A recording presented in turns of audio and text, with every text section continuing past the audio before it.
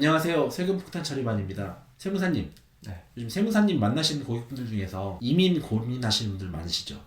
네. 생각보다 굉장히 많으시고요. 그 이유를 이제 들어보면 뭐 여러 가지 이유들이 있으시지만 그 중에서도 압도적인 이유는 세금 때문입니다. 특히나 만나시는 고객분들이 고액자 상한 분들이 많잖아요. 그렇죠. 그래서 다들 잘 아시겠지만 우리나라 상속세 증여세가 세계에서 거의 제일 높기 때문에 최고 세율이 일본 다음으로 두 번째이지만 다 치면은 이제 우리나라가 제일 높기 때문에 세금 때문에 진짜 못 살겠다. 상속세 증여세가 없는 나라로 가겠다. 아니면 우리나라에서 다 팔고 그냥 내가 살고 싶은 미국 가서 살겠다. 뭐 이런 분들이 많이 늘어나고 있는 건 사실이에요. 근데 세금 때문에 이민을 고민을 하시지만 이민을 한다고 해서 세금 문제가 다 해결되는 건 아니잖아요. 그렇죠. 특히 이제 우리나라 안에 있는 재산이라고 한다면 뭐 어딜 가시든 세금이 이제 죽을 때까지 따라온다고 보셔야 되니까 벗어날 수는 없죠, 완벽히. 네. 그러면 오늘은 저희 영상에서 주택 양도와 관련된 걸 한정을 해서 이 부분에 대한 좀 설명을 좀 해보려고 하는데, 주택 양도와 관련돼서 가장 큰 혜택이 뭐죠? 뭐 아무래도 가장 큰 혜택이라고 하면 1세대 주택 비과세가 해당이 있겠죠. 네, 근데 안타깝게도 1세대 1주택 비과세는 거주자만 한정해서 적용을 시켜주고 있거든요. 그렇죠. 네, 그러니까 거주자라는 건 세법상 거주자를 얘기하는 건데, 세법상 비거주자에 해당되면 이런 1세대 1주택 비과세를 못 받는 거잖아요.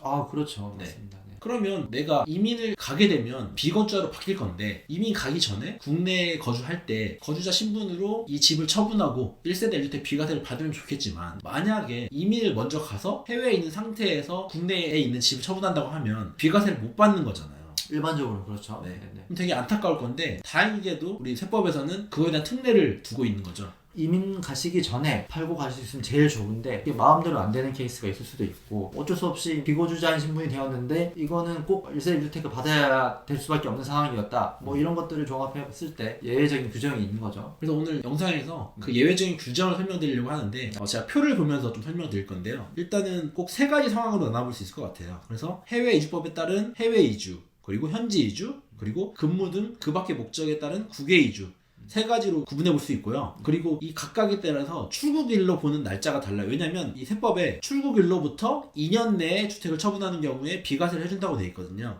그러니까 여기서 핵심은 출국일로부터 2년 내에 양도하는 거에 대해서 비과세 혜택을 주겠다. 네, 이거네요. 맞습니다. 네. 그러면 과연 이 출국일이 어떤 날이냐, 이게 중요한 건데, 해외 이주법에 따른 해외 이주 같은 경우는 전 세대원이 출국한 날이고, 해외 이주법에 따른 현지 이주 같은 경우는 영주권 또는 그에 준하는 장기 체류 자격을 취득한 날, 그리고 근무 등 국외 거주는 전 세대원이 출국한 날로 돼 있어요. 근데 이게 좀 차이점이, 근무 등 국외 거주 같은 경우는 단순하게 출국일로부터 2년 내 처분이 아니고 현지에 1년 이상 체류를 해야 된다는 거죠.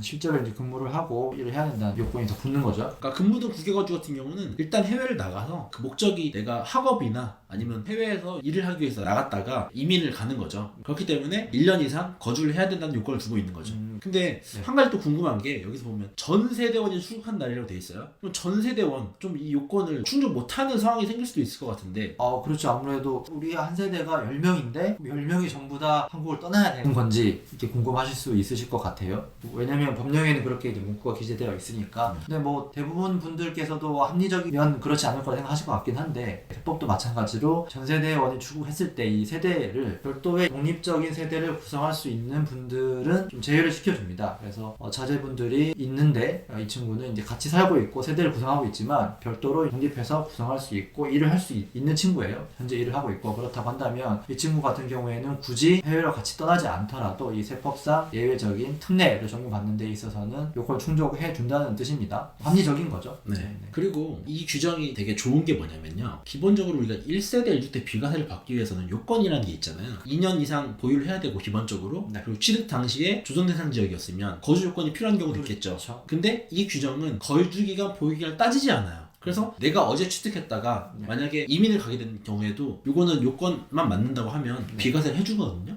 그렇죠. 이 부분은 잘 모르셨던 분들이 계실 수도 있는데 이 부분까지 체크를 해주셨네요. 그리고 이제 비과세 얘기가 나오니까, 그러면 12억이 넘어가는, 12억 초과하는 고가주택에 대한 비과세 주택 계산할 때 또 장특공이라는 게 따라오는 거잖아요. 그렇죠. 네. 그래서 이게 그 수도권에는 12억이 넘는 고가주택들이 뭐 굉장히 많기 때문에 1세대 1주택이라고 하더라도 완벽한 비과세가 아니고 세금이 일부 나올 수는 있는 있는데 이 경우에도 마찬가지로 1세대 1주택 비과세를 넘어섰을 때 장기보유 투표공제를 받으려면 거주자 신분에 해당이 되어야지만 충족을 할 수가 있어요. 그래서 만약에 비거주자인 신분이시라면 최대 이제 80%인 1세대 1주택 비과세인 장기보유 투표공제를 적용을 못 받고 최대 이제 30%만 적용받을 수 있게 되겠죠. 네.